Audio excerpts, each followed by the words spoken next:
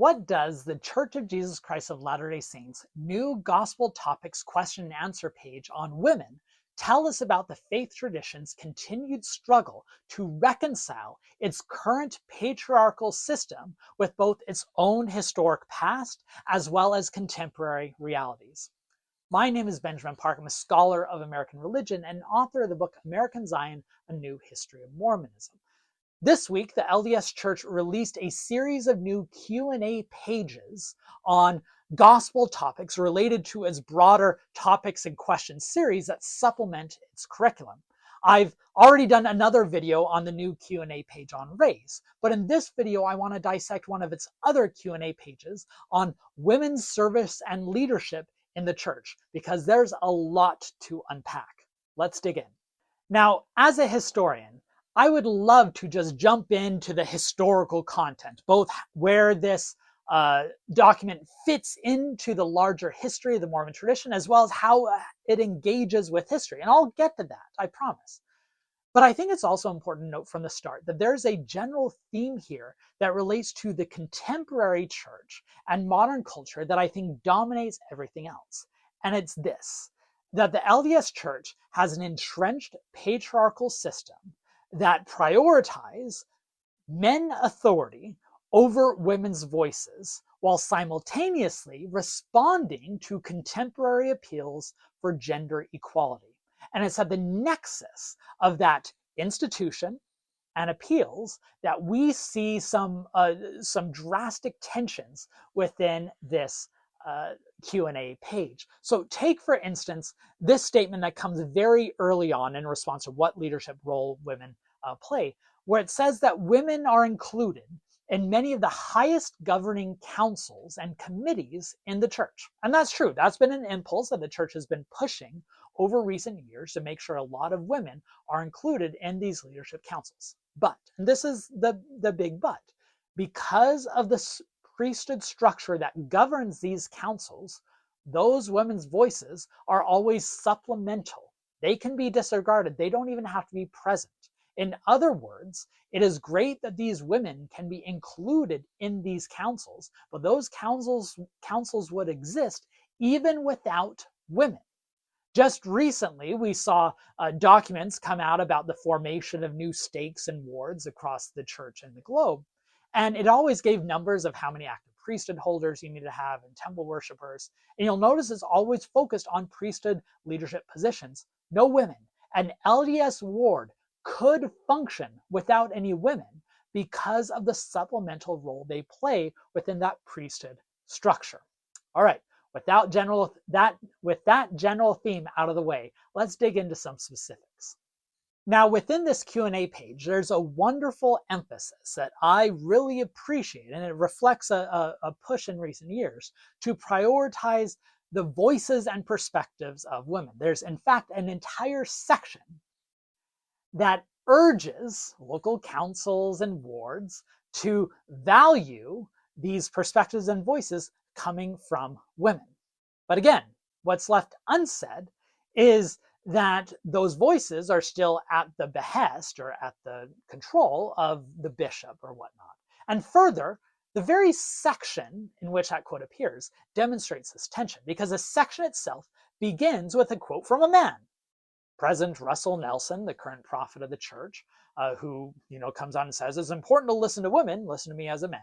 And then it continues in that section with a quote from another man, the apostle David Bednar, saying that within these councils, revelation and inspiration can come to anyone.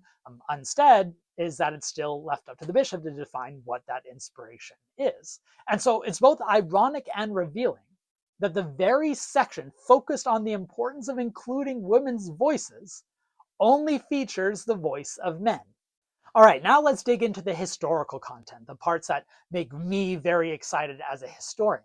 And it's also quite revealing because it demonstrates the tensions inherent within the Mormon tradition due to a series of historical developments over time that the church has not fully reconciled. At the beginning of the Mormon movement, scholars persuasively argue that there were two simultaneous priesthood definitions. There was a cosmological priesthood that related to salvific rights, authority, healing, and men and women participated in those practices and those ideas. Simultaneously, there was also an ecclesiastical priesthood, these new priesthood offices focused on authority and the structure in the church. Now, later on, the former, the cosmological priesthood that both men and women participated in, becomes subordinated to the latter, the ecclesiastical office, which is why in today's LDS church that emphasizes the ecclesiastical nature of that patriarchy. When you ask, do women hold the priesthood? It doesn't make sense, despite the fact that women early on exercised the cosmological priesthood. Now, you see this tension play out within this Q&A document when it gets to answering the question, were Relief Society presidents ordained to their position? Because here you have the word ordained, which now in the LDS church, because of the priesthood ecclesiastical structure, ordained is a priesthood. So women can't be ordained. So what do we do with the fact that Emma Smith was ordained? Well, the way the Q&A document gets around it is basically by saying that, well, the definition of ordained evolved and that they weren't actually thinking about ordained in the way that we think about it now. And they use as evidence a quote from John Taylor nearly 40 years later after the creation of the Relief Society. So forcing this ahistorical interpretation on these old historical documents, rather than acknowledging that the very definition of priesthood is what changed and evolved and constricted. Joseph Smith was quite clear at the organization of the Relief Society that he wanted to create a, quote, kingdom of priests. And he said that I am turning the key to you to operate this institution. Now, even in that phrase, you can capture the evolving dynamic, because later on, when the LDS Church published those remarks, they changed the I turn the key to you to I turn the key on your behalf, reflecting the gender authority and control at the heart of it. And I'll also note that, understandably so, and not surprisingly, this section on the founding of the Relief Society and its relationship to priesthood does not go into the fact that Joseph Smith later regretted the Relief Society, and because Emma Smith was wielding it to try to root out Joseph Smith's practice of polygamy. That's a story for another day. The Relief Society, of course, went through a massive evolution over its ensuing decades. And during the 20th century, the Relief Society evolved from being an autonomous, independent society with its own dues and practices and did all these social justice initiatives to embedded within the LDS church practice and subordinate within the priesthood hierarchy like it is today. I appreciate that this new Q&A page addresses this and even lays out all the wonderful things the Relief Society used to do in the early 20th century when it was led by leaders like Amy Brown Lyman. However, I did not like how the page explains the loss of that Relief Society autonomy by basically, here's the passage, explaining that it was the natural outgrowth of the correlation movement in the 1960s and 1970s, and just had to happen as the church tried to streamline its practices, that Relief Society would come under the priesthood umbrella. As a historian, this is a big focus in my book. There are at least two major things wrong with this. First, the dissolution of the Relief Society's autonomy began well before the correlation movement, as priesthood leaders tried to cut back at women's powers. Most notably in the 1930s, J. Reuben Clark, who was then the first counselor in the First Presidency, wanted to transform the Relief Society from an element of social change and social gospel to what he called the handmaid to the priesthood. That was part of the cultural battles at that time. It wasn't a result of correlation. And then later, during the correlation movement in the 1960s and 1970s, it wasn't just a natural outgrowth. It was a power grab. It was of priesthood authorities trying to claw back the remaining autonomy and power and independence that women's organizations had, taking their budget, taking their magazines, even eventually taking away their physical spaces. So the lasting legacies of this change that are left unstated in this Q&A page is that women in general, and the Relief Society as an institution and its leaders in particular, have no clear place in the priesthood hierarchy of the modern LDS institution. That's why the LDS Church won't even allow Relief Society leaders to sit on the stands at ward and stake meetings, an issue that became a major news story in the San Francisco Bay Area a few years ago. Another complicated issue this question and answer page had to address was, what do they do with statements from church authorities during the 1970s, 80s, and 90s who, as part of the culture wars of those years, gave vehement anti-feminist statements from the pulpit urging women to stay home and not join the workplace. This was part of the cultural battles that I argue shaped modern Mormonism, but it does not fully reflect modern cultural sentiments in 2025 in America.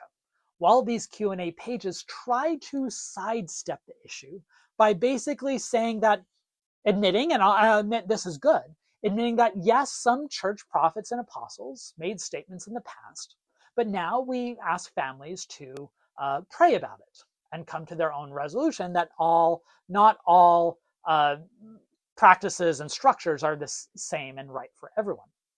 I like that it's no longer repeating what Ezra Taft Benson and others said. That's great. But it's also not repudiating them. Again, in part because they don't want to subvert apostolic and prophetic authority. But the end result is, in expecting members to follow their prayers, there's also an expectation embedded in that they're going to decide that priesthood leaders are right. And this is why women are finding their rights curtailed within the Latter-day Saint tradition, and not experiencing the freedom that they experience outside the church.